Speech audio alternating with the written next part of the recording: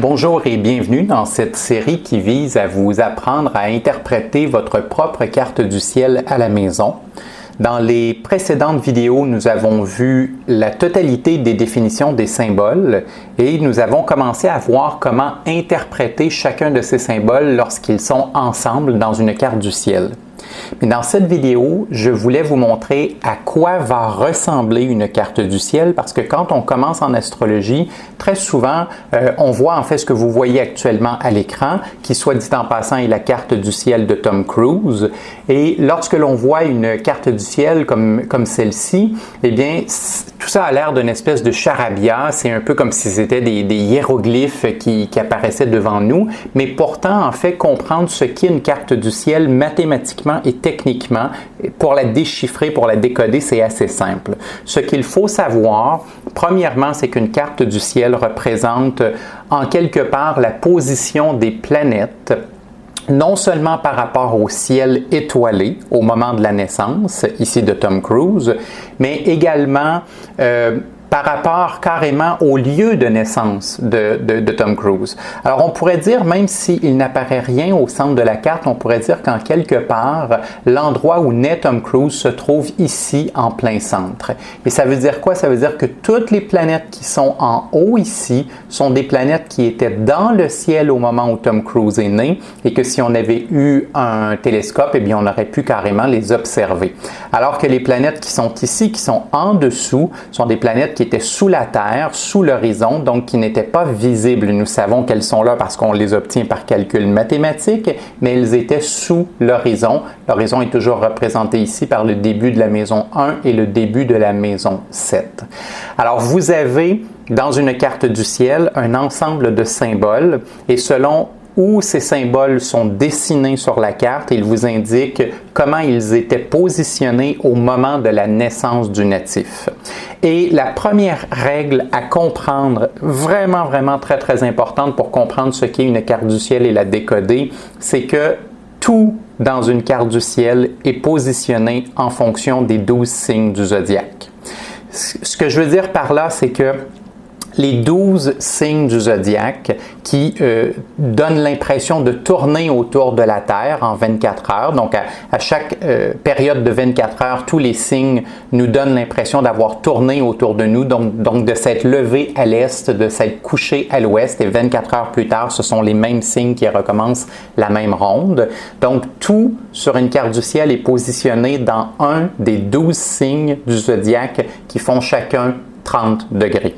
Et pour faire une métaphore pour vous permettre de bien comprendre, c'est un peu comme si je vous disais que vous preniez 12 règles de 30 cm et que chacune de ces règles-là, vous leur donniez par exemple une couleur. Il pourrait y avoir une règle rouge, une règle bleue, une règle verte et ainsi de suite. Et je vous disais qu'on va positionner des objets sur les règles, on va positionner des trombones, on va positionner des punaises, peu importe, on va positionner divers objets sur ces règles et donc à chaque fois qu'on va positionner un objet, on va le positionner sur une des 12 règles et au-dessus de un des 30 cm de cette règle-là.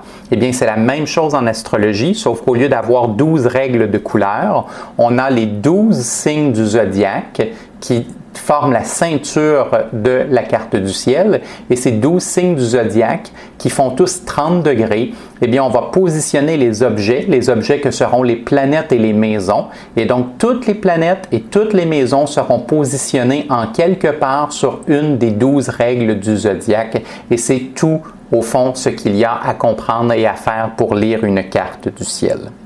Évidemment, vous devrez apprendre les symboles parce que plutôt que d'écrire les choses avec des lettres, ce sont des symboles qui apparaissent. Donc, par exemple, ici, vous avez le symbole de la planète Neptune, mais à partir du moment où vous savez que ce symbole, le trident, c'est le symbole de Neptune et que vous comprenez l'idée que tout sur une carte du ciel est positionné sur une des 12 règles, des 12 signes du zodiaque, eh bien, vous n'avez qu'à regarder où Neptune est placé et vous voyez qu'il est placé dans la règle du Scorpion. Vous avez la règle du Scorpion ici. Et Neptune, il est placé dans la règle du Scorpion et le logiciel vous indique qu'il est très exactement à 10 degrés du Scorpion. On nous ajoute même 10 degrés 49 minutes, mais honnêtement, les minutes sont rarement nécessaires en astrologie. Le degré est largement suffisant. C'est un peu comme la différence entre les centimètres et les millimètres.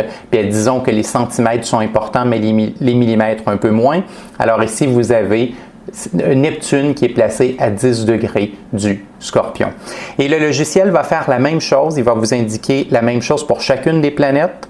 Et il va vous indiquer la même chose pour chacune des 12 maisons. Les 12 maisons, vous remarquez ici, le logiciel les a mis en chiffres romains, excusez-moi, en chiffres arabes. Donc, vous avez certains logiciels, vous les mettront en chiffres romains. Alors, portez quand même une attention. Si vous voyez les chiffres romains, c'est normal. En fait, ça dépend du logiciel, mais ici, ce sont des chiffres arabes. Et vous avez donc les maisons 1, 2, 3, 4, 5, 6, 7, 8, 9, 10, 11 et 12. Les 12 maisons dans le sens anti-horaire qui sont positionnées. Et vous aurez donc le début de chaque maison. Le logiciel vous indiquera également où le début de chaque maison commence, dans quel signe et à quel degré. Comme ici, par exemple, si nous suivons la ligne, nous voyons au bout de la ligne que le logiciel nous indique que la maison 1 débute au 2e degré du Scorpion, 2 degrés et 10 minutes pour être exact, mais comme je vous le disais tout à l'heure, pour l'instant, on va ne se préoccuper que des degrés. Donc, la maison 1, elle est en Scorpion et elle débute à 2 degrés exactement du Scorpion. Ce qui nous permet de comprendre que Neptune, qui est lui à 10 degrés du Scorpion, ben, il est à l'intérieur de la maison 1. Hein? La maison 1 commence à 2 degrés. Neptune, il est 8 degrés plus loin, donc à 10 degrés du Scorpion. Et il est au fond à peu près dans le premier tiers de la maison 1. Maison 1 qui se termine ici, au début de la ligne de la maison suivante, qui est la ligne de la maison 2. Et donc la maison 2 débute à 4 degrés du Sagittaire. Et on pourrait faire comme ça toutes les maisons. La maison 2 se trouve en Sagittaire, au 4e degré. Allons jusqu'au début de la maison 3. La maison 3, elle est au 6e degré du Capricorne, donc la maison 3 est en Capricorne. La maison 4, qu'on appelle des fois le fond du ciel, elle est à 9 degrés du Verseau, donc la maison 4 est en Verseau. La maison 5 est à 6 degrés du Poisson. La maison 6 est à 4 degrés du Bélier.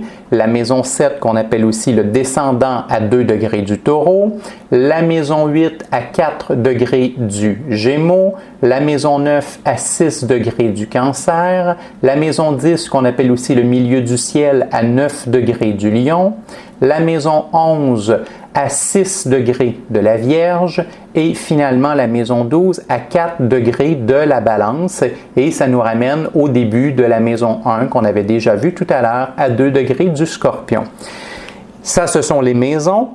Habituellement, lorsqu'on va lire la carte du ciel, on va surtout partir des planètes pour aller chercher notre phrase classique, comme on le fait avec Neptune. Alors, si je vais voir les autres planètes, ben nous verrons ici que Saturne est à 10 degrés du Verseau, au tout début de la maison 4. Il est presque sur la ligne, alors il est au tout début de la maison 4 qui, elle, débutait à 9 degrés. Il est simplement 1 degré plus loin.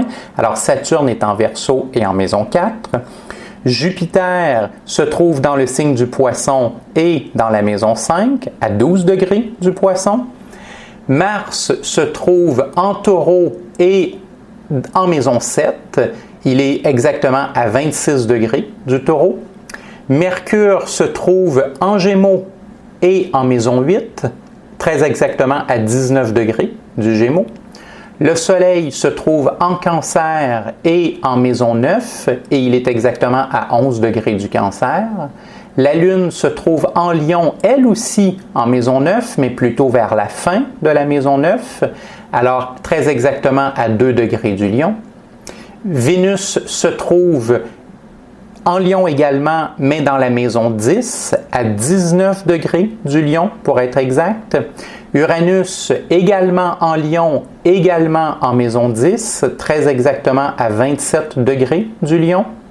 Finalement, nous avons Pluton qui est en Vierge et au tout début de la maison 11. Alors, il est exactement à 8 degrés de la Vierge, seulement 2 degrés après le début de la maison 11.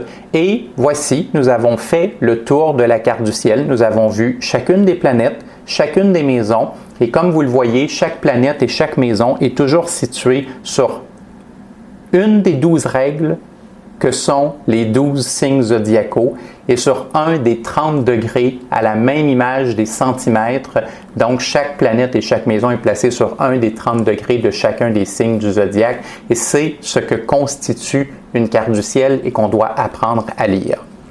En terminant, pour obtenir une carte du ciel comme celle-là, vous pouvez évidemment acquérir des logiciels professionnels. Celui que j'utilise actuellement, c'est un logiciel que j'utilise depuis très longtemps qui s'appelle Régulus. Je mettrai le lien dans la description de la vidéo si vous êtes intéressé. Mais Régulus, comme la plupart des logiciels professionnels en astrologie, coûte plusieurs centaines de dollars. Je propose la plupart du temps à mes étudiants de commencer avec une option qui est gratuite pour se familiariser avec l'astrologie et être certain qu'on veut aller de l'avant avant d'investir un bon montant. Alors, il y a deux options gratuites qui sont vraiment excellentes. La première, c'est un site web qui s'appelle astro.com. Je vais mettre le lien également dans la description de la vidéo. Et l'autre qui est vraiment fantastique, c'est un logiciel québécois très fiable, franchement assez extraordinaire, qui a une version payante, mais qui a aussi une version gratuite pour lorsqu'on veut commencer et débuter avec l'astrologie. Et c'est un logiciel qui s'appelle Mastro. C'est le logiciel que tous mes étudiants utilisent lorsqu'ils débutent l'astrologie avec moi. Alors, je vais mettre également le lien de Mastro. Et ça, c'est un logiciel que vous pouvez installer tout à fait gratuitement et qui vous permettra de débuter en astrologie.